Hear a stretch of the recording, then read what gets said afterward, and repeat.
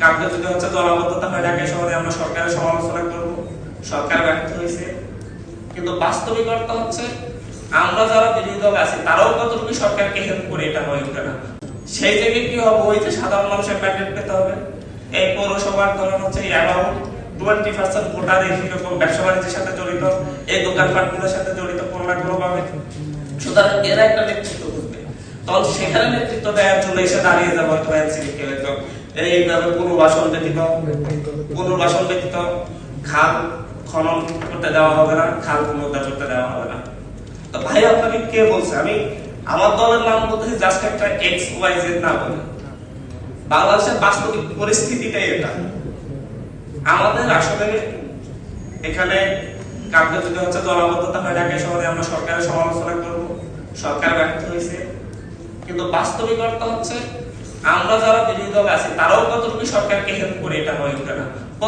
প্রত্যেকটা জায়গায় রাজনৈতিক মানে নিজস্ব রাজনীতির কারণে, নিজস্ব ম্যান্ডেটের জন্য কোনটা সত্য কোনটা মিথ্যা তার পক্ষে তার নিশ্চিত না হয়ে যেই দিকে জনবল বেশি সেই দিকে এসে দাঁড়ায় যায়, এবং এটাকে বলো পপুলিস্ট রাজনীতি।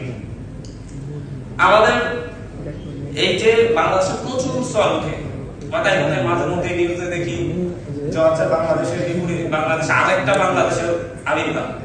আমি মাঝে মধ্যে দেখি নোয়াখালী অঞ্চলের দক্ষিণে আরেকটা বাংলাদেশের আবির্ভাব, চট্টগ্রাম অঞ্চলের দক্ষিণে আরেকটা বাংলাদেশের আবির্ভাব, আবার ভোলা কুয়াকাটার দক্ষিণে আরেকটা বাংলাদেশের আবির্ভাব।